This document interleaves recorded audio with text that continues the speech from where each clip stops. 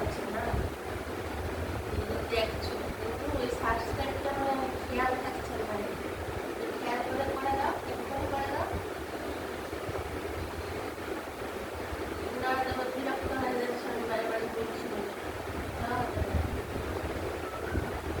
আর comment করে তো বলতে পারো যে তোমাদের কোন ব্যাপারটা ভালো লাগছে, কোন ব্যাপারটা ভালো লাগছে না।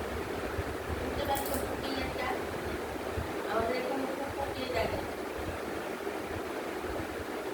সুন্দর মিষ্টি মিষ্টি ফুটিয়ে কাজ করতে পারে। আবার আমি যখন সকালে রান্না করি তখনও এই উপরে একদম দেখবে আমার রান্না যদি দেখো শুনতে পাবে সুন্দর সুন্দর ফুটিয়ে যাচ্ছে।